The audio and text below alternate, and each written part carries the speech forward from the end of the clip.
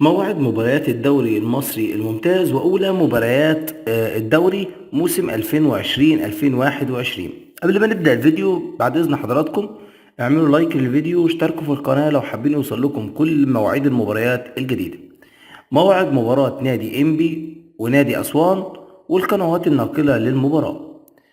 المباراة هتكون غدا الجمعة الموافق 11/12/2020 في تمام الساعة 1:30 مساء بتوقيت مصر، 1:30 بتوقيت السعودية.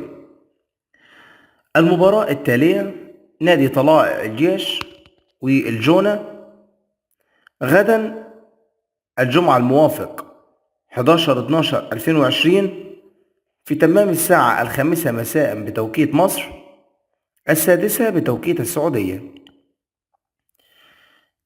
موعد المباراة رقم 3 الإنتاج الحربي ونادي سيراميكا كليوباترا اللي أول مرة يشارك في الدوري الممتاز.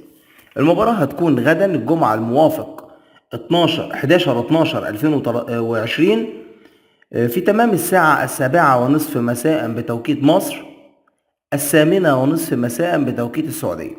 عشان يوصلك كل مواعيد المباريات الحصرية ما تنساش انك تشترك في القناة وانك تفعل جرس الاشعارات عشان يوصلك كل جديد.